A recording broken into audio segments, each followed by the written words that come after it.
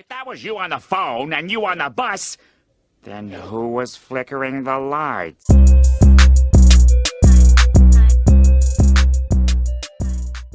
I used to always say he's going to probably go down as the third best point guard ever. But I think he's past one, and he's going to go down as probably the second best. And one is obviously Magic. What he does, there's no point guard has ever done it.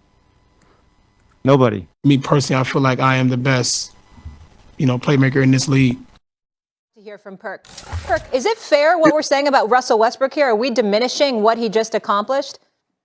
No, I mean, listen, here it is, right? And when I look at guys that were polarizing throughout the NBA, and when I say polarizing, I'm talking about Wilt Chamberlain, Kareem Abdul-Jabbar, Kobe Bryant, Michael Jordan, LeBron James, Russell Westbrook, Shaq, where they game, it weighed heavy on you. Russell Westbrook falls in that category.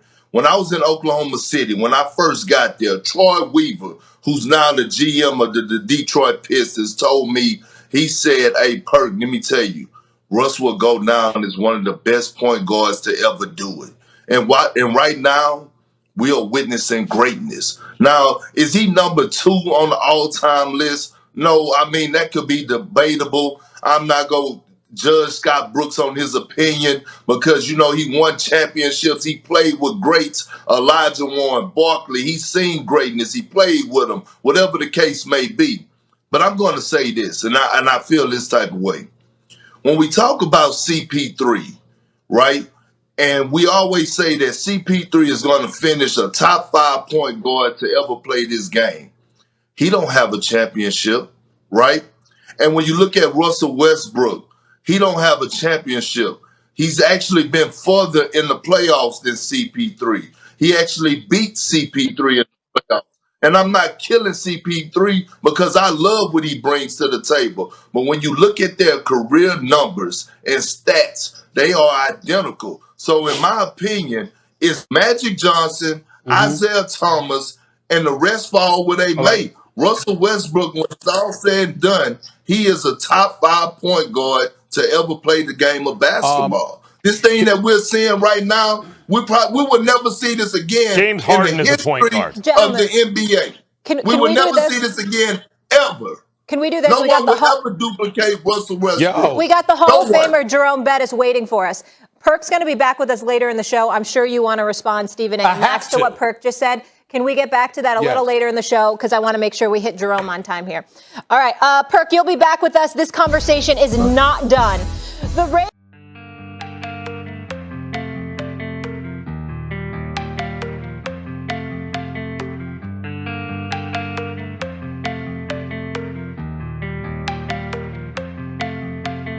On my own, no fixer.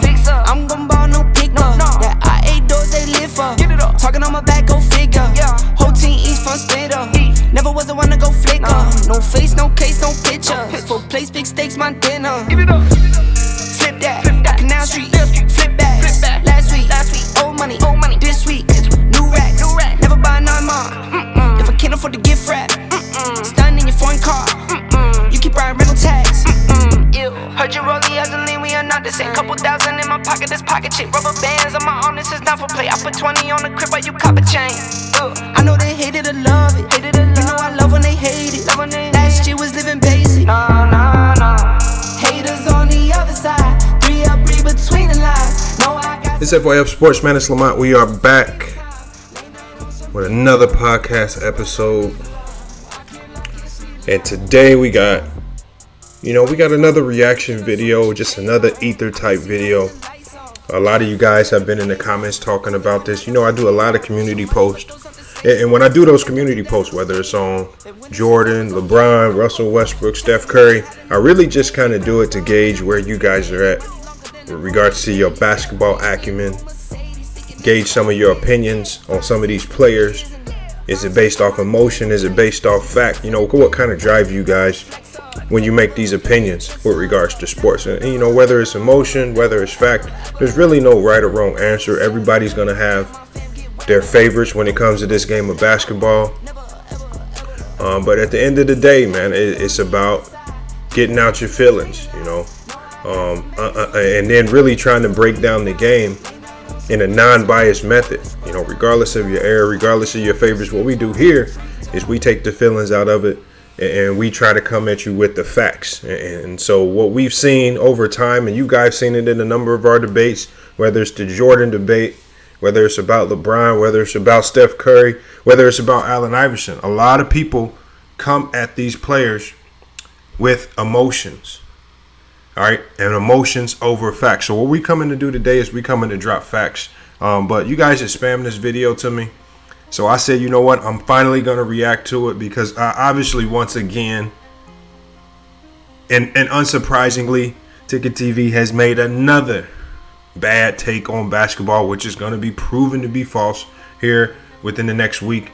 Once the Golden State Warriors make the playoffs. Before we get started with today's video and today's Ether video, make sure you guys like, comment, and subscribe. Hit the notification bell if you haven't done so already. The grind is real. We're grinding to 25K.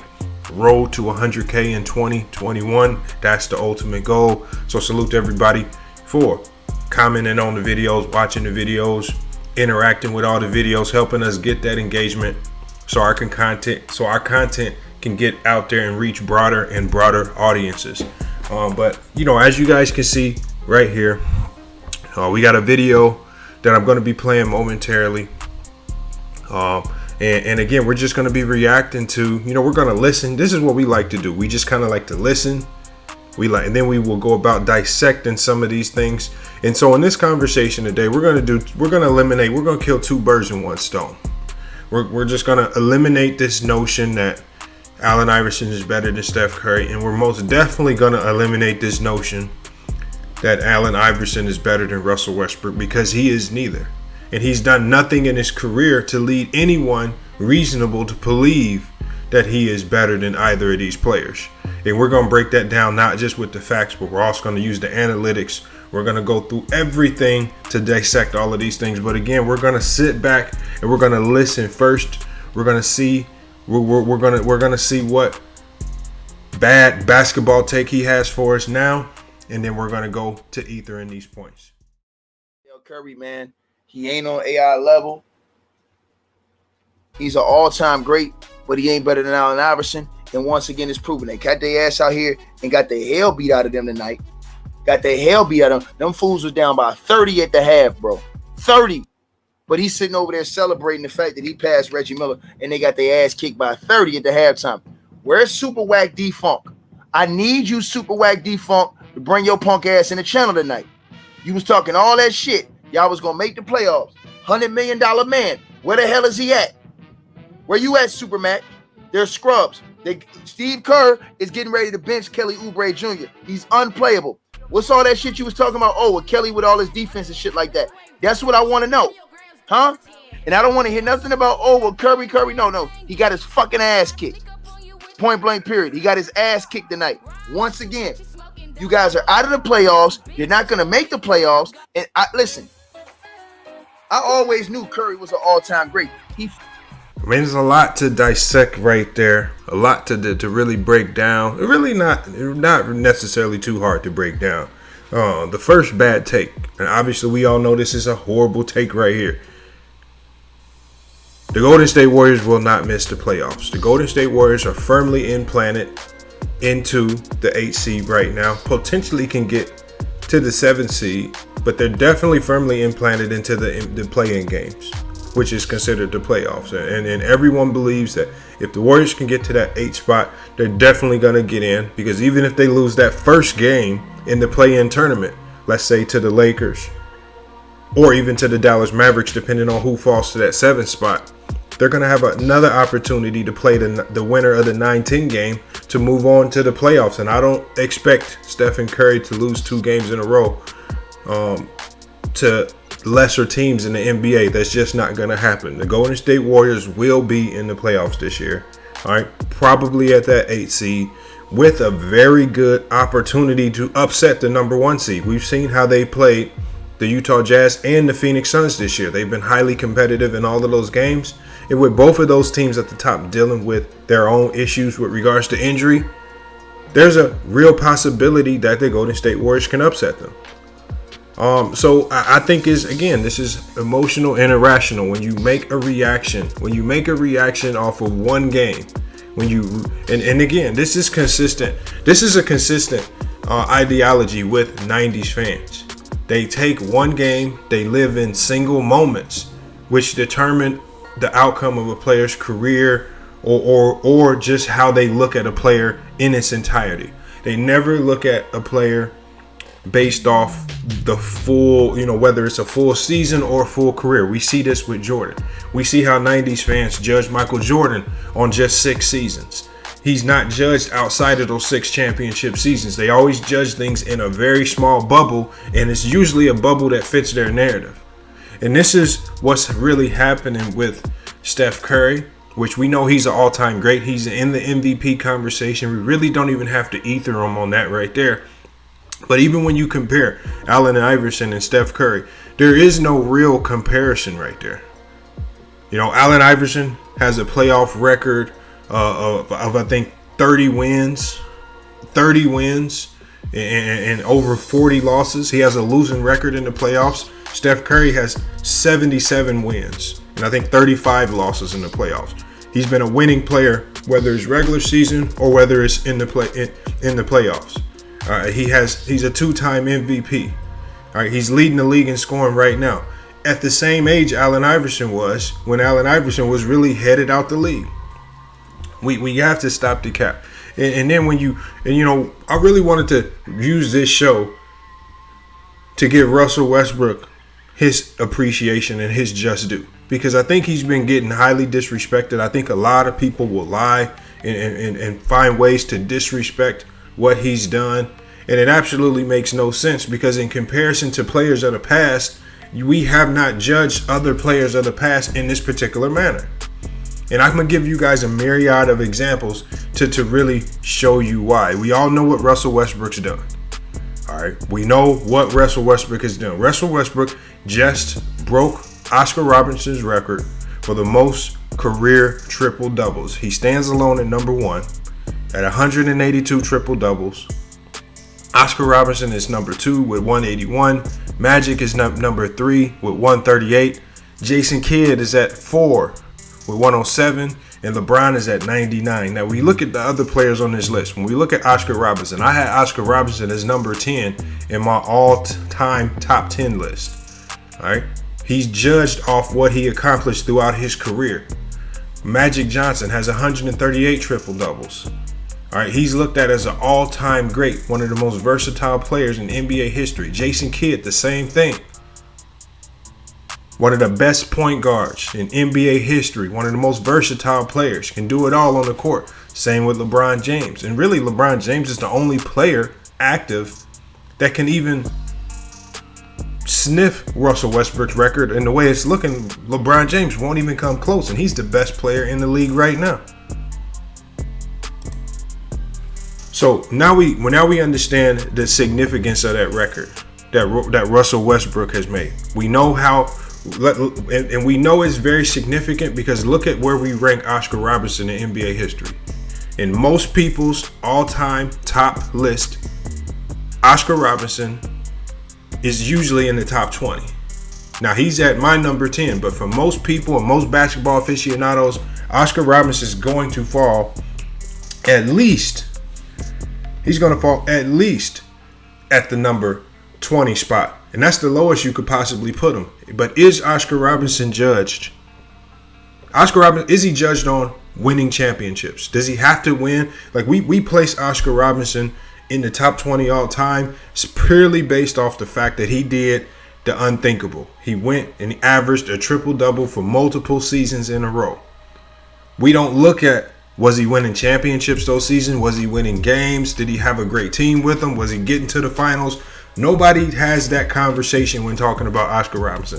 They all just simply respect the fact that he has done the unthinkable. He has one of the most untouchable records in NBA history. He has one of the most untouchable records in NBA history, and Russell Westbrook eclipsed that record. But yet, when we look at what Russell Westbrook did, we hear a myriad of excuses when we talk about Russell Westbrook. We hear a lot of people say Russell Westbrook is stat padding. He can't get out the first round. He's a choker. He can't get it done in the clutch. He can't beat LeBron James.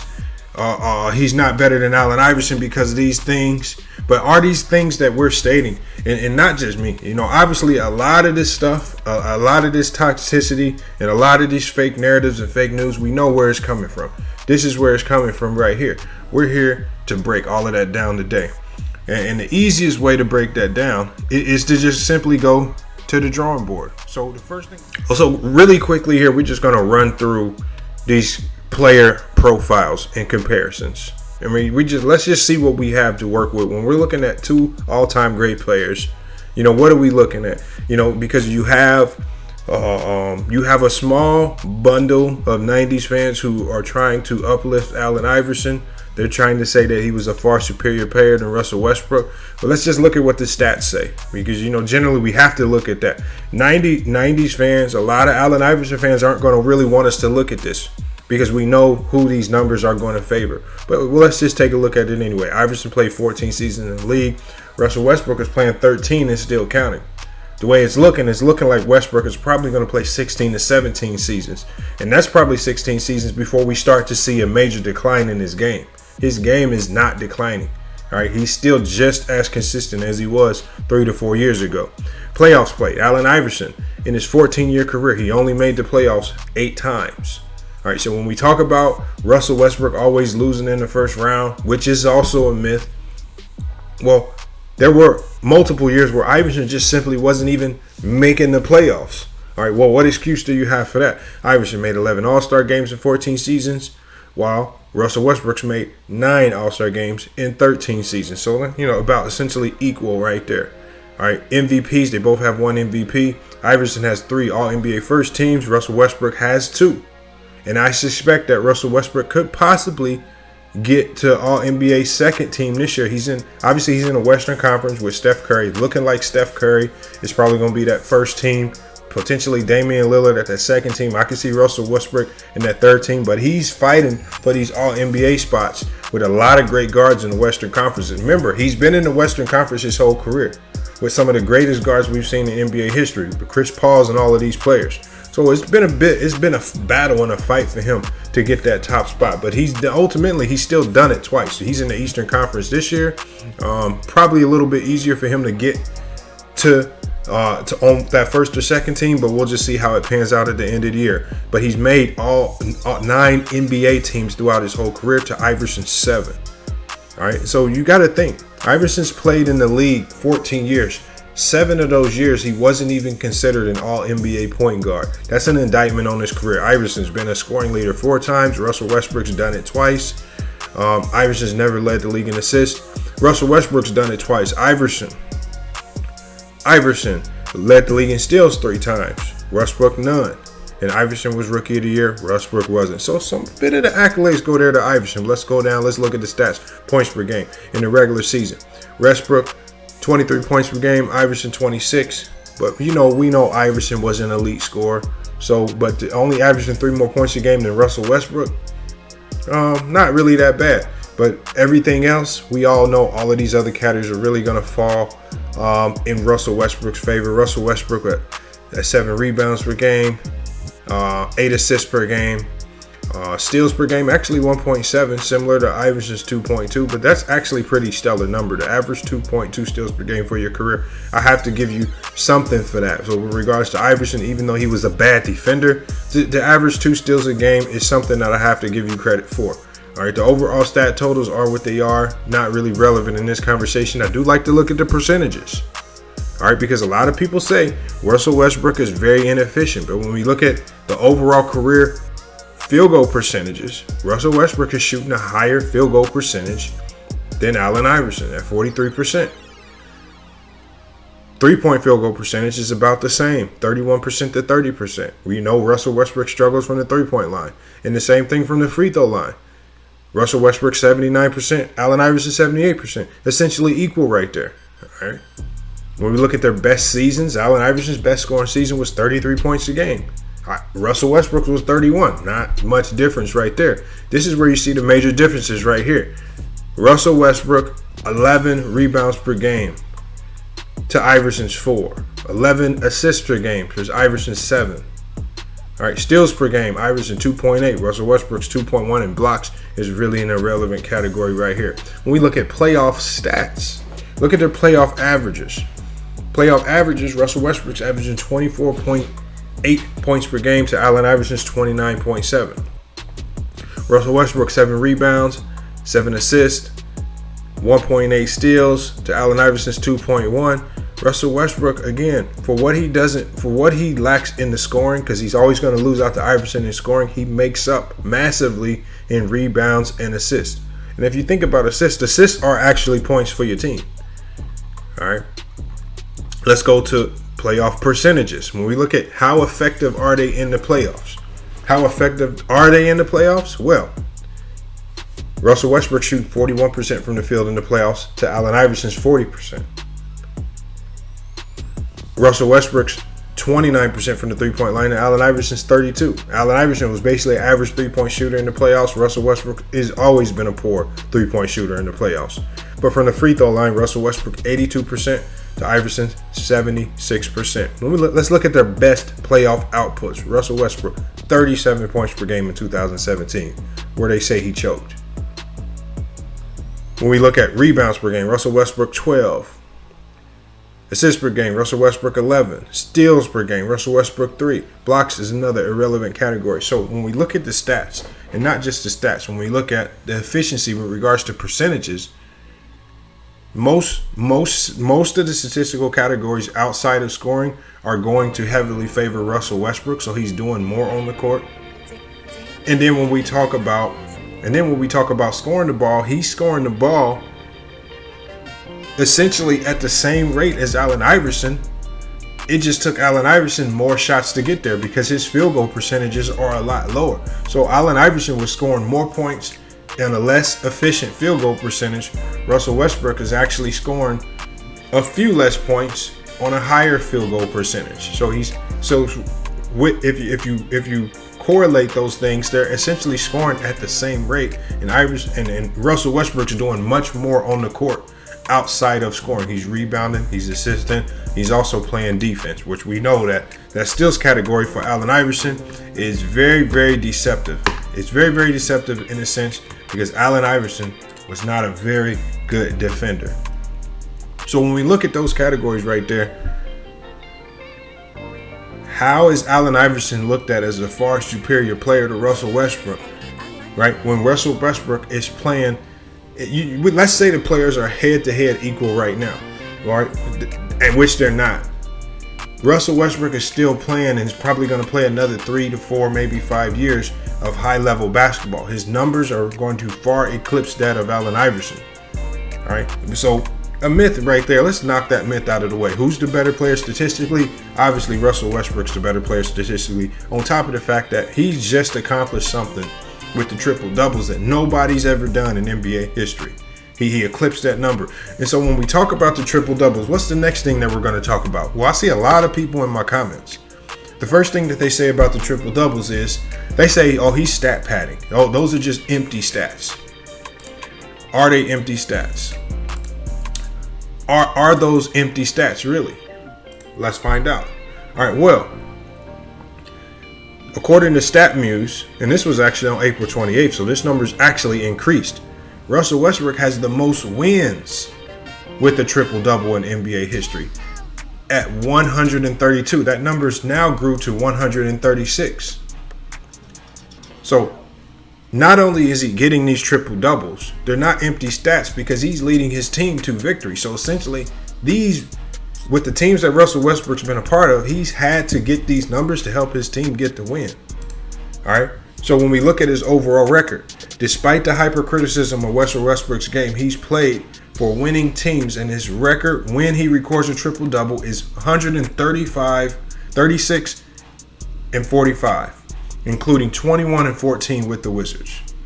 The teams that Russell Westbrook is playing on, they do much better when he's getting a triple-double. It's not empty stats when you have a 136 and 45 record when recording a triple-double.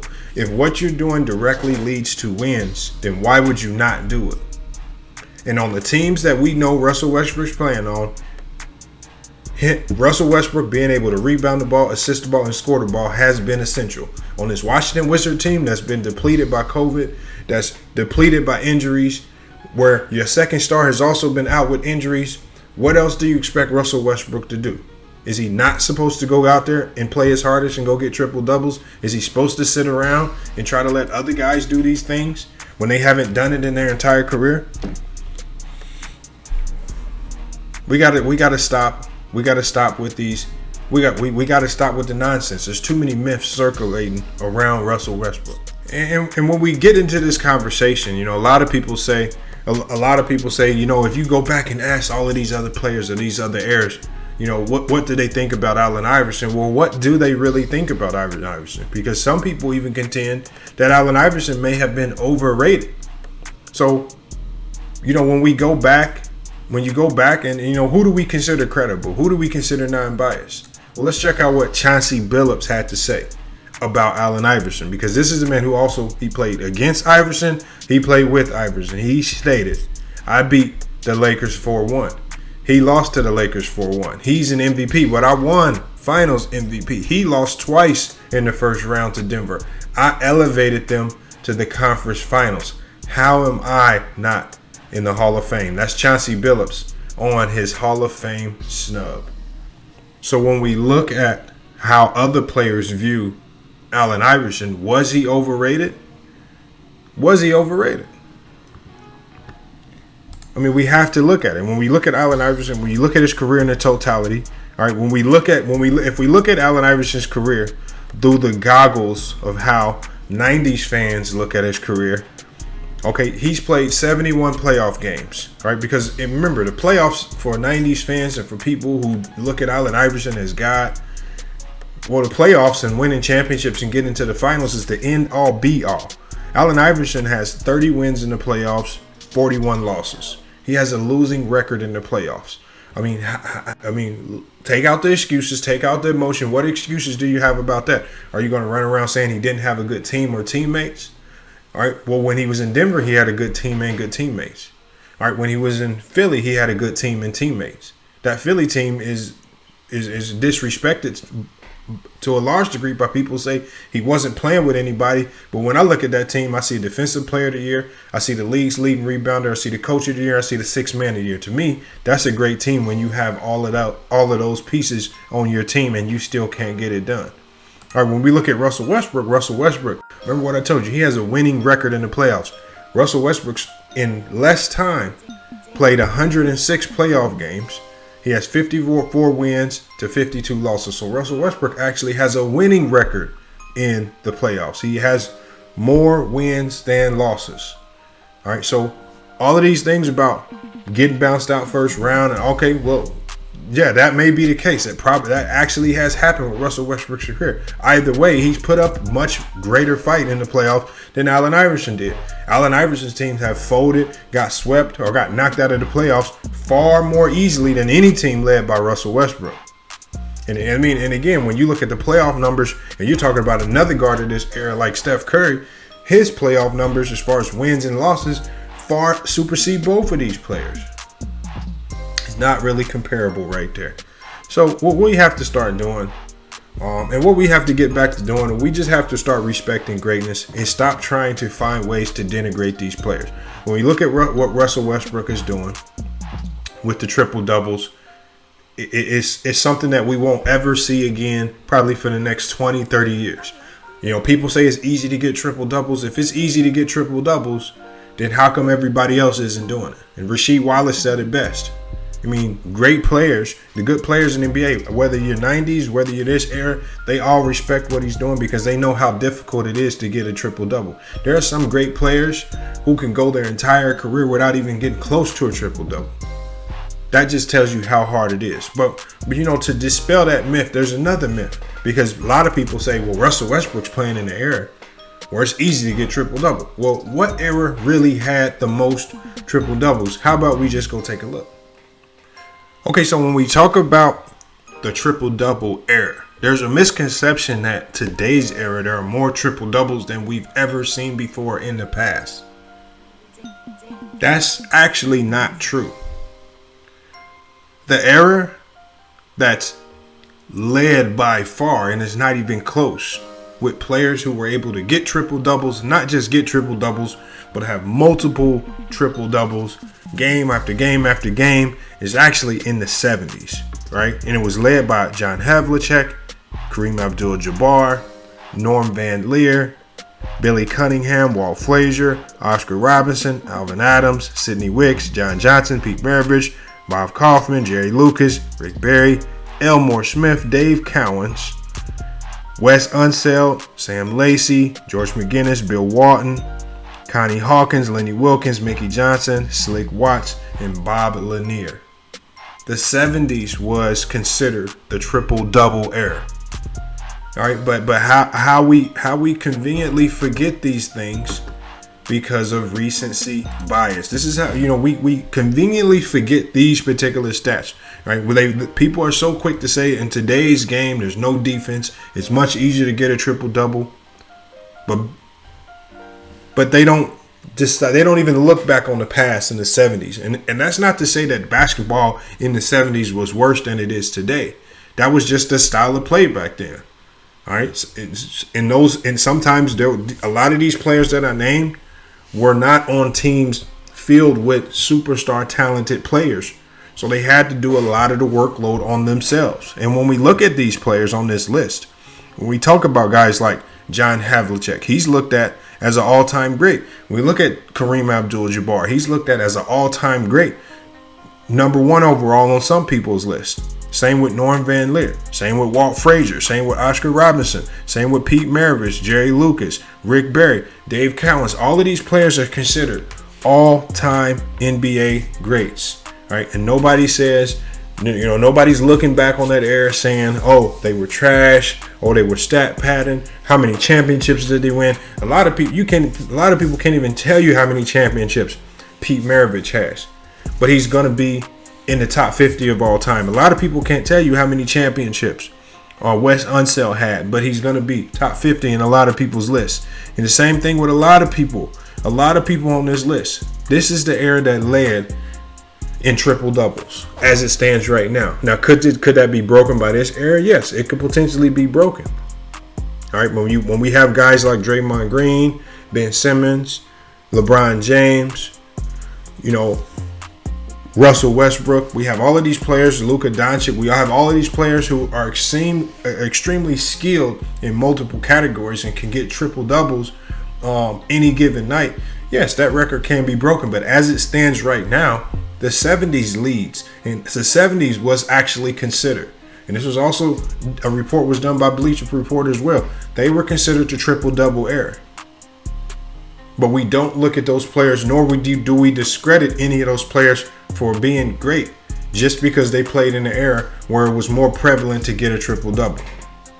So all of that being said right there, the purpose of this video, again, educational purposes, to teach people, to help you understand, to dispel some of the myths surrounding Russell Westbrook, Steph Curry. The fact number one, Steph Curry will be in the playoffs. All right. Anybody who really doubted that, or didn't see that coming, obviously you don't understand the greatness of Steph Curry, nor are you willing to appreciate it. But now that he's in the playoffs, all right, and he has a real possibility, what will you say? This is why you don't want to jump out there on a tangent and try to make statements of certainty without giving yourself an exit way out. All right, the same with Russell Westbrook. Russell Westbrook, a lot of people said that Wizards team couldn't get to the playoffs. Look at them now. They're probably going to be in the play-in game with a very high likelihood of getting to the playoffs based on how they're playing now, especially if Bradley Beal is healthy. But this is what Russell Westbrook's had to deal with his whole career. He's had to play on teams where he's been really the only primary guy that the other team had to focus on. Outside of Bradley Beal, who's the major threat on that Washington Wizard team? All of the workload has been given to Russell Westbrook, and he shouldered it. He's burdened that load without complaining, without crying, and he's accepted all of those responsibilities. Look at the coaches that he's had. He's played under Scott Brooks the majority of his career, and then he also played under Billy Donovan, two coaches who we know have underachieved mightily, especially when he was in OKC. And then now that he's back in Washington, You know, he's playing under a coach that underachieved. When he played in Houston, he played with a coach that didn't understand the mid-range game or even how to use his particular skill set. Mike D'Antoni wanted to space the floor and shoot all threes. Russell Westbrook's not even a three-point shooter. So he hasn't really played with coaches favorable or conducive to him having a high level of success in the playoffs. You know, but as it stands now, I just like to appreciate greatness when I see it. Russell Westbrook has broken the triple-double record. I think it's an accomplishment that we will never see again, at least for the next 20, 30 years.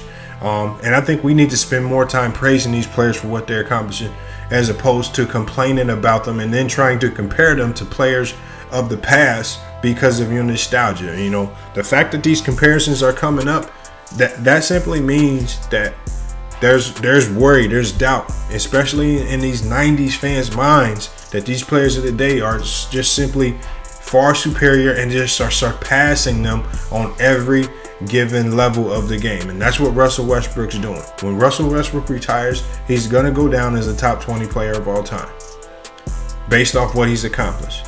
If he's able to get a championship, you never know, maybe higher. We see what one championship did with Jason Kidd. We see what one championship did for Oscar Robertson. Just one. And Oscar Robertson, during all those years where he was getting those triple doubles, he never won one championship. He had to go team up and formulate a super team just to go get his one championship. Russell Westbrook's really never been a part of a super team. All right, and then if you want to call that OKC team when they were in their seedling stages a super team, yeah, that's fine. I'll take that. But they were still learning how to win. Those were all still young players, still trying to figure out the game of basketball. So, I mean, there's a lot to dissect right there. Hey, I want you guys to formulate your own opinion. All right, I've based my opinion purely off facts, off the numbers, off the analytics, off the percentages, off how we look at other players of the past, all right, off what other players have said about some of these greats. All right, when we look at it in that sense right there, then you may look at Russell Westbrook in a different light. You got to take the bias out your argument. Stop saying stat padding, because you cannot stat pad in the NBA. That's impossible. It's on the other team to stop you. The other team in the NBA, I don't care if the clock's at 0, if the clock starts or the clock ends. The other team, it's their job to stop you from accumulating those stats in any given category. It's their job. If they allow you to accumulate them stats, that's either means you're a highly skilled player or you're playing against a team that should not be in the NBA. Right? And remember, we don't discredit players of the past for getting their triple doubles, right? Regardless of level of competition or regardless of how you want to define who they were playing with or against. So why are we wasting time trying to discredit Russell Westbrook and what he's accomplished? It's something that's great. It's something that we won't ever see duplicated again. And it's just time to start respecting greatness. We wasted time disrespecting greatness when Kobe Bryant played. And it wasn't until Kobe Bryant passed away that everybody decided to start giving him his flowers and saying that he's in the top 10 and saying that he's this great player. People spent the majority of Kobe's career saying that he wasn't as good as Jordan. He wasn't a great player. He was selfish. All right. People wasted all of Kobe's career complaining about him until he was gone. Let's not wait until the next superstar is gone before we actually start giving them their flowers. Let's just start respecting their game while they're here, while they're playing right now. And there's nothing wrong with that. These players of the past, that's what happens with time. Over time, you're going to get passed up. You're going to get served by even greater players. It happened to the great players of the 70s. All of those players that I named on that list, we no longer talk about them. And nor do you guys even care to talk about them. Right? When I talk about Jerry Lucas, how many of you guys can tell me about the greatness of Jerry Lucas? How many of you guys can you tell me about the greatness of Rick Barry or Dave Cowens or Wes Unseld or George McGinnis? You can't tell me about the greatness about these players because time passed them by. And as time passed them by, players from the 80s and 90s usurped those guys because the game got more advanced, got better, faster, stronger. The game just advanced past those guys. It doesn't take away from what they did or what they gave to the game. That's just what happened. And as the 2000s, 2010s, 2020s are coming upon us, now the same thing is happening to the players of the 80s and the 90s. They're getting usurped and they're getting passed up by players of this generation. There's nothing wrong with that. That's just how it goes. And then with the players of this era, over the next 20, 30, and 40 years, these players are eventually going to get usurped and passed up by players who've developed and advanced the game of basketball. It happens with every era. And if you're a Jordanite, if you're a 90s fan, your time has come. Your time, it's your time to start seeing your stars get passed up and usurped by players of the day. And that's just the evolution of the game. But I want you guys to let me know what you think about this video. Make sure you like, comment, subscribe. Spam up in the comments, man, your thoughts on Russell Westbrook. All right. And please make sure before you post a comment, try to be a bit more factual in your statements, man. If you're going to say he's stat padding, at least come up with some facts to back it up. Because I know a lot of you guys aren't watching Washington Wizards games. You guys weren't watching a lot of OKC games. If you haven't watched every single game, don't tell me he's stat padding. Because according to the numbers, the man has a winning record whenever he gets a triple-double. And not just a winning record, it's like a 75% winning percentage. Right? 136 and I think 45. That's an excellent record. That's an excellent when he gets a triple-double. Come on, man. It's time to stop the cap. You guys got to go do your research. Remember, research purposes only. The merch on the channel, y'all need to get that merch. Maybe if you wear that merch a little bit more, you won't come into these comments with such bad basketball takes, as we saw at the beginning of the video. And I dropped a video earlier today, just reminding you guys, you got people like Ticket TV running around. He makes bad take after bad take after bad take, but he can psych you guys into believing some of it because he puts that emotion behind it. All right, emotions aren't facts. Emotions are just to galvanize you, to potentially get you on the side. I just come at you guys with the facts. Whether you like it or whether you hate it, the facts are the facts. Russell Westbrook and Steph Curry are far superior players to a guy like Allen Iverson, who was a great.